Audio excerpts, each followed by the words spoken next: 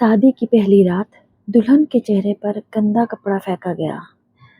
सास मुस्कुराती रही, लेकिन जब उसने कहा अब हर बात वकील से होगी, उसी घर की इज्जत अदालत और समाज के सामने कांपने लगी। शादी से पहले ही दिन लाल जोड़े में खड़ी अदिति के चेहरे पर उसके पति ने चिकनाई से सना गंदा कपड़ा फेंक दिया और ऐसे मुस्कुराया जैसे उसने कोई रस्म पूरी की हो। मल्होत्रा परिवार में स्वागत है। रोहन मल्होत्रा ने अपनी शेरवानी का कॉलर ढीला करते हुए कहा, अब बहू बनकर नहीं, घर की औरत बनकर काम शुरू करो। अदिति के गाल पर कपड़े की नमी चिपक रह गई। उसकी कलाई में चूड़ियों की खनक अभी तक मंडप की आवाजें समेटे थी। बालों में गजरे की खुशबू थी, पैरों में मेहंदी का रंग ताजा था।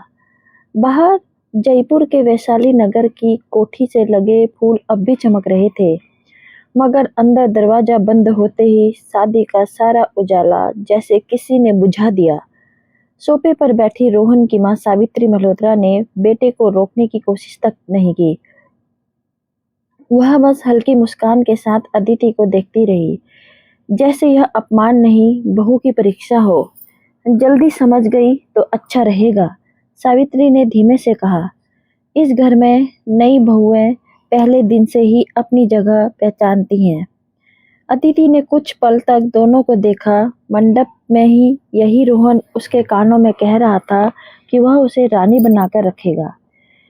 इसी सावित्री ने फेरों से पहले सबके सामने उसे गले लगा कहा था कि ये बेटी बनाकर ला रही हूँ। अब बेटी नहीं, नौकरानी सामने खड़ी थी और वे दोनों उसे टूटते हुए देखना चाहते थे।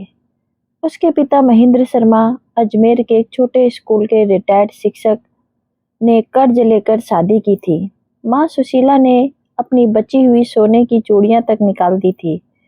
रिश्तेदारों ने कहा था कि मल्होत्रा परिवार बड़ा नाम है, जयपुर में कपड़ों का कारोबार है। लड़की की किस्मत खुल गई। अदिति ने भी सोचा था कि नया घर थोड़ा सख्त होगा, मगर प्यार से सब ठीक हो जाएगा। लेकिन यह सख्ती नहीं थी, यह घोषणा थी। रोहन ने मेज से पानी उठाकर खुद पी लिया, फिर खाली गिलास अदिति की तरफ बढ़ाया। किचन उधर है। माँ को रात में हल्की चाय चाहिए। और हाँ, शादी का नाटक बाहर खत्म हो गया है, यहाँ मेरी माँ की मर्जी चलेगी। अदिति के भीतर कुछ जल उठा, आंखें भीगने को हुई, मगर वह रोई नहीं। उसने झुककर कपड़ा उठाया। उसकी उंगलियों पर तेल का दाग लगा। सावित्री की मुस्कान और गहरी हो गई। अच्छी लड़की है, सावित्री बोली, आवाज नहीं करती। अदिति ने सिर हिलाया। जी। उस एक शब्द में डर नहीं था, लेकिन रोहन और उसकी माँ ने उसे डर समझ लिया। वह धीरे धीरे सीढ़ियाँ चढ़ी। लाल लहंगे का घेरा संगमरमर की सीढ़ियों से घिसटता रहा। नीचे से सावित्री की आवाज आई, ज्यादा देर मत लगाना, सुबह 5 बजे मंदिर भी जाना है, और फिर पूरे घर की सफाई। कमरे में पहुंचकर अदिति ने दरवाजा बंद किया। पलंग पर गुलाब की पंखुड़ियां बिखेरी थी। दीवार पर उनकी शादी की तस्वीरें लगी थी, जिनमें रोहन उसका हाथ पकड़े मुस्कुरा रहा था। वही हाथ अब उसके आत्मसम्मान को कुचलना चाहता था। अदिति ने आईने में खुद को देखा। माथे पर सिंदूर, गले में मंगलसूत्र, आंखों में अपमान की आग। उसने कपड़ा ड्रेसिंग टेबल पर रखा और अलमारी खोली। उसने कपड़े नहीं बदले, उसने सामान बांधना शुरू किया।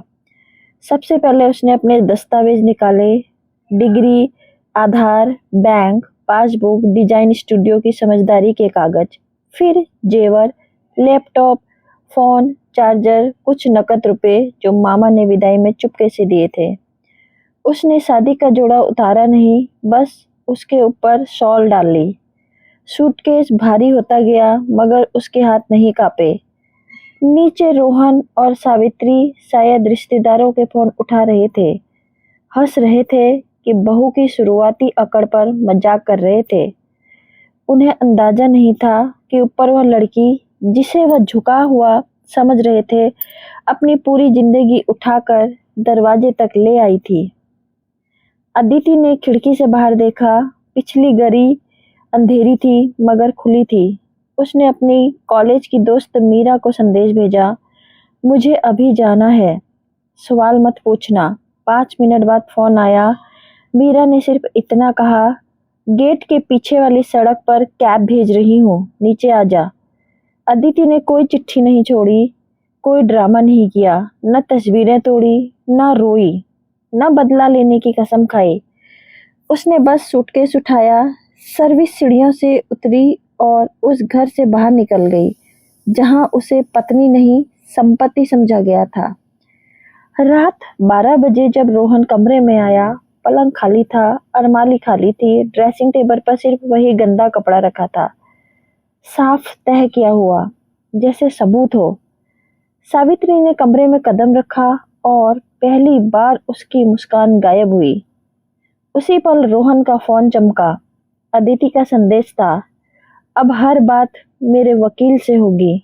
और दरवाजे के बाहर गार्ड ने घबरा कर कहा, साहब, मीडिया वाली मीरा मैडम अभी अभी गेट की रिकॉर्डिंग मांग रही है। अदिति ने शादी की पहली रात मीरा के छोटे से फ्लैट में बिताई। लाल चूड़ा अभी भी हाथों में था मगर उसके भीतर दुल्हन मर चुकी थी। सुबह 6 बजे से रोहन के फोन आने लगे। पहले प्यार, फिर गुस्सा, फिर धमकी। मजाक था, घर लौटा, हमारे खानदान की इज्जत मिट्टी में मत मिला, तेरे पिता को भी देख लेंगे। अदिति हर संदेश बचाती गई। मीरा, जो जयपुर की एक डिजिटल न्यूज चैनल में रिपोर्टर थी, सब समझ गई। उसने कहा, यह कपड़ा नहीं था, यह गुलामी की पहली रस्म थी। दोपहर तक वे वकील नंदिता राव के ऑफिस पहुंची। नंदिता ने सारे स्क्रीनशॉट देखे, फिर पूछा, शादी से पहले कोई दबाव? अदिति ने चुपचाप ईमेल दिखाए। रोहन चाहता था कि शादी के बाद अदिति अपना इंटीरियर डिजाइन स्टूडियो छोड़ दे। सावित्री ने बार बार लिखा था कि बहू की कमाई परिवार के खाते में आनी चाहिए। एक अधूरा समझौता भी था जिसमें अदिति की भविष्य की सारी आय पर रोहन का अधिकार लिखा था। शाम को रोहन मीरा के फ्लैट के नीचे पहुंचा, हाथ में फूल, चेहरे पर बनावटी चिंता। लेकिन जब अदिति नीचे नहीं आई, उसका चेहरा बदल गया। तू मेरी दहलीज से गई है, वह दांत भींच कर बोला, अब तेरी इज्जत भी मेरे हाथ से जाएगी। मीरा की बालकनी में रखा कैमरा सब रिकॉर्ड कर रहा था। उसी रात नंदिता ने वीडियो देखकर कहा, अब यह सिर्फ शादी तोड़ने का मामला नहीं रहा। और तभी अदिति के फोन पर पिता का संदेश आया, बेटी, रोहन की मां ने कहा है कि तू मानसिक रूप से अस्थिर है, क्या सच है? अदिति की सांस रुक गई। खेल शुरू हो चुका था। अगली सुबह अदिति ने पहली बार महसूस किया कि अपमान से भागना आसान था पर झूठ से लड़ना मुश्किल होगा। मल्होत्रा परिवार ने वही किया जो वर्षों से प्रभावशाली घराने करते आए थे। सच को नहीं, सच बोलने वाली औरत को कटघरे में खड़ा कर दिया। सावित्री ने रिश्तेदारों को फोन किए। किसी से कहा कि अदिति को शादी से पहले ही किसी और से लगाव था। किसी ने कहा कि लड़की को बड़े घर के संस्कार नहीं आते। किसी ने रोते हुए बोली कि बहू की विदाई के गहने लेकर भाग गई। रोहन ने अपने कारोबारी दोस्तों से खबर फैलाई कि अदिति नाटक कर रही है ताकि मोटी से मोटी रकम वसूल सके। शर्मा परिवार पर दबाव शुरू हुआ। अजमेर में महेंद्र शर्मा के घर पड़ोसी पूछने लगे, बेटी वापस क्यों आ गई? सुशीला मंदिर से लौटी तो 2 औरतों ने कान में कहा, इतने बड़े घर से लड़की खुद भी भागे तो गलती उसी की होती है। महेंद्र ने पहले दिन बेटी को फोन नहीं किया। वह डर गए थे, समाज से, बदनामी से, इस बात से कहीं सच इतना बड़ा ना हो कि वे संभाल न पाए। अदिति ने पिता की चुप्पी महसूस की मगर टूटने नहीं दिया। वह जानती थी कि उसके माता पिता गरीब नहीं थे पर कमजोर जरूर थे। दुनिया की नज़रों के सामने।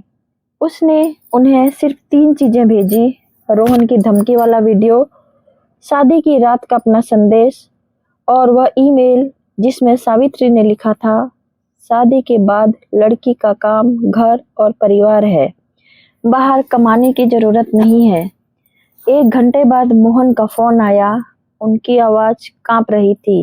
बेटी, उन्होंने कहा तू घर लौट आ, समाज बाद में देखेंगे, पहले तू बची रह।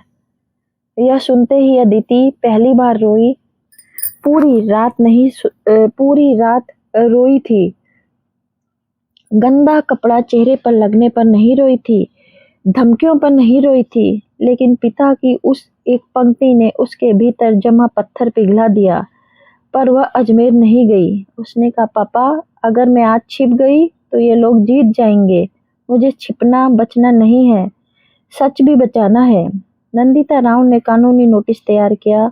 उसमें दहेज की मांग का झूठा आरोप नहीं लगाया गया, ना कोई बड़ा चढ़ाकर लिखा गया, सिर्फ सच था। शादी की पहली रात अपमान, मानसिक प्रताड़ना, आर्थिक नियंत्रण की कोशिश, धमकी और चरित्र हनन। अदिति ने हर संदेश, हर कॉल रिकॉर्ड, हर ईमेल व्यवस्थित किया। मीरा ने उसे समझाया कि सोशल मीडिया पर गुस्से में कुछ नहीं लिखना, वे चाहेंगे कि तू बिखर कर बोले। मीरा ने कहा, तू साफ बोलेगी, कम बोलेगी, लेकिन साबित करके बोलेगी। तीसरे दिन अदिति ने एक छोटा सार्वजनिक बयान जारी किया। उसने किसी को गाली नहीं दी, उसने रोहन को राक्षस नहीं कहा। उसने बस लिखा कि उसने शादी के कुछ घंटों बाद वैवाहिक घर छोड़ा क्योंकि वहां उसे अपमानित किया गया, नियंत्रण में रखने की कोशिश की गई और धमकाया गया। उसने यह भी लिखा कि वह कानूनी रास्ता चुनेगी और झूठी बदनामी पर चुप नहीं रहेगी। बयान वायरल हो गया। पहले कुछ लोगों ने वही पुराना जहर उगला, आजकल की लड़कियां सहन नहीं करती, एक कपड़े में इतना ड्रामा, शादी खेल नहीं है। लेकिन फिर दूसरी आवाजें आने लगी। जयपुर, दिल्ली, लखनऊ, भोपाल, पुणे, हर जगह से औरतों ने लिखा कि शादी के पहले दिन ही उनकी परीक्षा ली गई थी। किसी को सुबह 4 बजे रसोई में खड़ा किया गया था, किसी से जेवर छीन लिए गए थे, किसी से नौकरी छुड़वाई गई थी, किसी को कहा गया था कि अब मायका मर गया। अदिति ने हर संदेश नहीं पढ़ा, पर इतना समझ गई कि उसका दर्द अकेला नहीं था। रोहन ने पहले समझौते की कोशिश की। उसके वकील ने नंदिता को फोन कर कहा, मामला घर का है, लड़की लौट आए तो इज्जत बच जाएगी। नंदिता ने ठंडे स्वर में जवाब दिया, इज्जत तब बचती है जब घर में इंसानियत होती है। फिर रोहन ने दूसरा हमला किया। उसने दावा किया कि अदिति ने शादी की रात लाखों के गहने चुराए, लेकिन नंदिता तैयार थी। शादी से पहले हर गहने की फोटो, बिल और अदिति के परिवार की सूची मौजूद थी। जिन गहनों को मल्होत्रा परिवार अपना बता रहा था, वे सुशीला की 20 साल पुरानी चूड़ियां थी और महेंद्र की रिटायरमेंट की बचत से खरीदा गया हार। झूठ पहली सुनवाई में ही कमजोर पड़ गया। सावित्री ने तीसरी चाल चली। उसने अदिति की मां को फोन किया। आवाज में मिठास थी, शब्दों में जहर। बहन जी, लड़कियां थोड़ी सहनशील हों तो घर बसते हैं। हमारी भी शादी के बाद परीक्षा हुई थी। हर बहू को थोड़ा बहुत झुकना पड़ता है। अदिति को समझाइए, नहीं तो तलाक का दाग जिंदगी भर रहेगा। सुशीला ने पहली बार किसी बड़े घर की औरत को जवाब दिया, दाग तलाक का नहीं होता, दाग उस हाथ का होता है जो बहू पर गंदा कपड़ा फेंकता है। मेरी बेटी झुकेगी नहीं। उस दिन अदिति को अपनी मां नहीं लगी। सफेद सूती साड़ी वाली शांत स्त्री नहीं, बल्कि चुप्पी के नीचे छिपी आग। मामला पारिवारिक न्यायालय और महिला आयोग तक पहुंचा। रोहन हर जगह महंगे कपड़ों में नापी हुई आवाज के साथ आता। वह कहता, मैंने मजाक किया था, मेरी पत्नी भावुक है, सावित्री कहती, हम तो उसे बेटी मानते हैं। उनके वकील कहते, आजकल सोशल मीडिया में परिवार टूट रहे हैं। लेकिन कागज बोलते रहे, ईमेल बोले, धमकी का वीडियो बोला, रोहन ने 42 मिस्ड कॉल बोले, शादी से पहले भेजा गया वह समझौता बोला, जिसमें अदिति की कमाई पर नियंत्रण की शर्त थी। और फिर एक आवाज ऐसी आई जिसने पूरा कमरा बदल दिया। वह आवाज थी कमला चौहान की। कमला 8 साल तक मल्होत्रा कोठी में काम कर चुकी थी। सावित्री ने उसे 2 महीने पहले निकाल दिया था, क्योंकि उसने एक बार कहा था कि नई बहू को थोड़ा प्यार से समझाइए। कमला ने नंदिता से मिलने की इच्छा जताई। वह डरती थी, मगर उसके पास यादें थी, कड़वी, साफ और खतरनाक। उसने बयान दिया कि मल्होत्रा परिवार में यह कोई पहली घटना नहीं थी। रोहन की पिछली सगाई भी टूटी थी। तब भी लड़की ने शादी से पहले काम छोड़ने से इनकार कर दिया था। सावित्री अक्सर कहती थी, बहू जितनी जल्दी टूटे उतनी जल्दी ढलती है। कमला ने यह भी बताया कि शादी के रात में पहले उसने रसोई में वही गंदा कपड़ा देखा था और सावित्री ने हंसकर कहा था, आज देखेंगे नई महारानी कितनी देर में नीचे आती है। यह सुनते ही अदिति के हाथ ठंडे पड़ गए। यानी यह अचानक हुआ अपमान नहीं था, वह योजनाबद्ध था। वे उसे पहले ही दिन झुकाना चाहते थे ताकि आगे उसकी नौकरी, पैसे, रिश्ते और आवाज सब पर कब्जा किया जा सके। नंदिता ने कोर्ट से वही बात रखी, यह एक कपड़ा की घटना नहीं है, यह नियंत्रण की शुरुआत थी। अंतर बस इतना था कि इस बार पीड़िता ने पहले ही दिन दरवाजा छोड़ दिया। मल्होत्रा परिवार की प्रतिष्ठा दरकने लगी। व्यापार मंडल के लोग दूरी बनाने लगे। रोहन की कंपनी के 2 बड़े ग्राहकों के अनुबंध रोक दिए। सावित्री जिन महिला मंडलों में सम्मानित अतिथि बनती थी, वहां से निमंत्रण बंद होने लगे। पहली बार उन्हें समझ आया कि बहू को चुप रखना और बात है, सबूत को चुप कराना और बात। फिर भी अदिति ने बदला नहीं मांगा। उसने नंदिता से कहा, मैं उन्हें सड़क पर नहीं देखना चाहती, बस इतना चाहती हूँ कि वे किसी भी लड़की के साथ यह ना कर सकें। समझौते की पेशकश आई। रोहन तलाक के लिए तैयार था, झूठे दावों को वापस लेने के लिए तैयार था, कोई आर्थिक मांग नहीं करेगा, आगे संपर्क नहीं करेगा। बदले में चाहता था कि अदिति सार्वजनिक रूप से कहे, गलतफहमी थी। अदिति ने कागज पढ़ा और शांत स्वर में कहा, गलतफहमी नहीं थी, गंदा कपड़ा सच था, धमकी सच थी, ईमेल सच थे। मैं चुप रह सकती हूँ, झूठ नहीं बोलूंगी। नंदिता मुस्कुराई, तो हम यही लिखेंगे, सच कम शब्दों में। अंतिम आदेश में लंबी भावुक भाषा नहीं थी। उसमें साफ लिखाया गया कि वैवाहिक जीवन शुरू होने से पहले ही अपमानजनक व्यवहार, मानसिक दबाव, आर्थिक नियंत्रण की कोशिश और धमकीपूर्ण आचरण के कारण साथ रहना असंभव हुआ। रोहन ने सभी आर्थिक दावे वापस लिए। अदिति के खिलाफ फैलाए गए आरोपों पर लिखित वापसी दी गई। अदालत ने नो कॉन्टैक्ट आदेश दिया और महिला आयोग ने मल्होत्रा परिवार को परामर्श व चेतावनी के लिए बुलाया। कानून ने शायद पूर्ण न्याय नहीं दिया, पर अदिति को वह चीज मिल गई जो उससे छीनी जा रही थी, अपनी कहानी पर अधिकार। 6 महीने बाद अदिति ने जयपुर छोड़कर दिल्ली के शाहपुर जाट में छोटा सा डिजाइनिंग स्टूडियो खोला। दीवारें सफेद थी, खिड़कियों पर पीले पर्दे थे और प्रवेश द्वार के पास उसकी माँ की दी गई तुलसी रखी थी। उसने स्टूडियो का नाम रखा दहलीज। मीरा ने पूछा, यह नाम क्यों? अदिति ने कहा, क्योंकि हर औरत को पता होना चाहिए कौन सी दहलीज पार करनी है और कौन सी छोड़ देनी है।